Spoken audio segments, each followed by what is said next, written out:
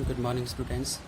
Physics की class में आपका हार्दिक स्वागत है। लास्ट लेक्चर में अपन ने देखा था कि एक समान आवेशित समरूप परत के लिए विद्युत क्षेत्र की तीव्रता कैसे निकालते हैं। उसके लिए बेटा अपन को E बराबर सिग्मा अपॉन 2 एप्सिलॉन 0 मान आया था। अब आपको बता दूँ कि पट्टिका के लिए सिग्मा अपॉन एप्सिलॉन 0 मान आएगा, यहाँ से 2 हट जाएगा। वो आपको एक फार्मूले के तौर पे ध्यान रखना है।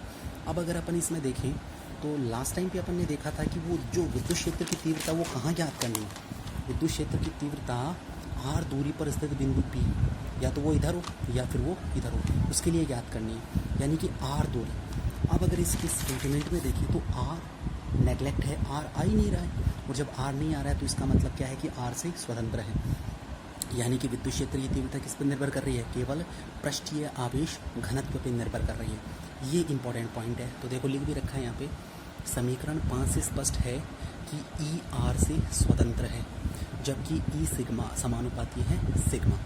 ये अपन को ध्यान रखना है, ठीक है। तो एग्जाम में अगर ग्राफ पूछे तो 2 ग्राफ पूछ सकता है, एक तो ई तथा आर के मध्य ग्राफ। ई विद्युत क्षेत्र की तीव्रता, आर क्या है, वह बिंदु जहाँ पर अपन को विद्युत क्षेत्र की तीव्रता ज्ञात करनी है, जो कि कितनी दूरी पर है, उस परत से कितनी दूरी पर है वो। अब अपन इसके स्टेटमेंट पे देख रहे हैं कि आर का तो टर्म ही नहीं है। जब आर का टर्म इसमें नहीं है तो इसका मतलब ई आर पर निर्भर नहीं करता है, और ई आर पर निर्भर नहीं करता है, इसका मतलब क्या है, ई कांस्टेंट है। तो देखो अगर ई और आर के बीच में ग्राफ खींचे, एक्स एक्सिस पर तो अपन ने ले लिया आर, और वाई एक्सिस पर कितना ले लिया, ई ले लिया, ठीक है। तो ये ई और आर दोनों एक दूसरे से इंडिपेंडेंट है, यानी स्वतंत्र है। तो इसका मतलब क्या हुआ कि ये ई बराबर नियत रहेगा, एक सीधी रेखा अपन को प्राप्त होने वाली है। तो ये तो हुआ ई तथा आर के मध्य ग्राफ। फिर है ई तथा सिग्मा के मध्य ग्राफ। तो देखो इस स्टेटमेंट में क्या है, ई समानुपाती आ रहा है सिग्मा बाई 2 एप्सिलॉन 0 क्या है, एक कांस्टेंट टर्म है। तो कांस्टेंट टर्म होने के कारण इसको तो अपन के अंदर ले सकते हैं, तो ई समानुपाती सिग्मा। तो अगर ई और सिग्मा में ग्राफ बनाए तो उस पर समानुपाती का ग्राफ कैसे बनता है, एक सीधी रेखा, वाई एक्सिस पे लिया ई और एक्स एक्सिस पे ले लिया सिग्मा।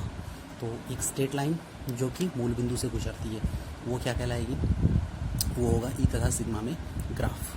तो ये हुआ अपना तीसरा डेरिवेशन। भाई अपन ने अब तक 3 कर लिए, गोलीय कोश के कारण कर लिया, अनंत रेखीय चालक तार के कारण कर लिया, परत के लिए कर लिया। अब अगला आएगा पट्टिका। 2 स्टेट डेरिवेशन और बच रहे हैं, फिर ये चैप्टर ख़त्म हो जाएगा। तो देखो अनंत विस्तार की समरूप आवेशित चालक प्लेट के कारण विद्युत क्षेत्र, तो अनंत विस्तार यानी विस्तार उसका अनंत है, अनंत लंबाई की है वो, समरूप आवेशित एक समान रूप से आवेशित चालक प्लेट। अब ध्यान दो, कल के लेक्चर में मैंने आपको बोला था कि परत और प्लेट में केवल एक छोटा सा अंतर है, परत की मोटाई होती है, इस कारण से उसको आवेश देने पर आगे और पीछे यानी ऊपर नीचे दोनों तरफ ही उस पर रहता है, जबकि प्लेट पर केवल एक तरफ ही होता है, उसकी मोटाई नहीं होती, नहीं मानी जाती। जैसे अगर परत है तो बेटा इस सतह पर भी और इस सतह पर भी, दोनों सतह यानी ये जो पेज दिख रहा है इसके आगे और पीछे दोनों तरफ आवेश संचित रहता है। लेकिन अगर वो एक प्लेट है या पट्टिका है तो अगर मैं आवेश दूंगा तो या तो इस तरफ ऊपरी सतह पर या फिर इस पेज के निचले सतह पर, किसी एक सतह पर वो आवेश इकट्ठा रहता है, ठीक है। तो यहाँ पर 2 था, तो पट्टिका में क्या हो जाएगा, प्लेट में क्या हो जाएगा, बस E is equal to sigma upon epsilon 0 हो जाएगा। कल अगर किसी ने ध्यान से लेक्चर देखा है तो उसके लिए ये जो डेरिवेशन है बहुत ही ईजी है। चलो सबसे पहले अपन डायग्राम देखते हैं। बेटा कल वाला डायग्राम कुछ ऐसा ही था। कल ये जो था ना बेलन, ये आगे की तरफ जा रहा था, लेकिन अब ये एक तरफ ही लेंगे। क्यों लेंगे, उसका कारण क्या है भाई, परत के दोनों तरफ आवेश था, इसलिए दोनों तरफ अपन लेना पड़ रहा था जो बंद आवेश गौसीय पृष्ठ है। जबकि इसके एक तरफ ही आवेश है तो मैंने मान लिया कि ऊपर की तरफ आवेश है, तो ऊपर की तरफ ही मैंने एक अल्पांश गोलीय बेलनाकार बंद पृष्ठ मान लिया, ठीक है। अब ये बंद पृष्ठ है, इसके 3 भाग करूँगा, 3 टुकड़े करूँगा। एक तो ये S1 ऊपरी वाला, एक S2 नीचे वाला और एक ये सतह वाला, ठीक। तो सबसे पहले एक बात आपको ध्यान रखनी है, गांठ बांध लो ये पल्ले कि अगर कोई चालक पदार्थ है, चालक की मैंने परिभाषा आपको पहले लिखा दी, पहले चैप्टर में, कि चालक क्या होता है, जिसमें विद्युत धारा आसानी से पास हो सके, यानी जिसमें इलेक्ट्रॉन उपस्थित हो। अगर कोई चालक है तो उसके आंतरिक भाग में विद्युत क्षेत्र शून्य होता है। ये बात अच्छी तरह दिमाग में बैठा लो। और अपन डेरिवेशन किसका कर रहे हैं, आवेशित चालक प्लेट का।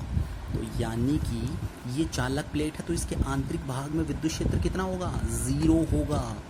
ये बात ध्यान रखना, बहुत बड़े बड़े महारथियों को नहीं पता होती है कि चालक पदार्थ के आंतरिक भाग में विद्युत क्षेत्र 0 होता है। ठीक, तो अपन स्टेटमेंट देख लेते हैं। चालक प्लेट को आवेश देने पर यह इसकी सतह पर एक समान रूप से वितरित होता है। बिल्कुल सही बात है। अभी तक अपन ने यही पढ़ा है कि 3 आवेश घनत्व होते हैं, रेखीय, पृष्ठीय और आयतनिक। तीनों के तीनों आवेशिक घनत्व क्यों उत्पन्न होते हैं, क्योंकि सतह पर ही एक समान रूप से आवेश वितरित होता है आवेश देने पर। फिर परंतु इसके आंतरिक भाग में विद्युत क्षेत्र शून्य होता है। वेरी वेरी वेरी इंपॉर्टेंट है कि इसके आंतरिक भाग में विद्युत क्षेत्र शून्य होता है। किसके आंतरिक भाग में, चालक पदार्थ के आंतरिक भाग में। तो यही इम्पोर्टेंट पोर्शन है।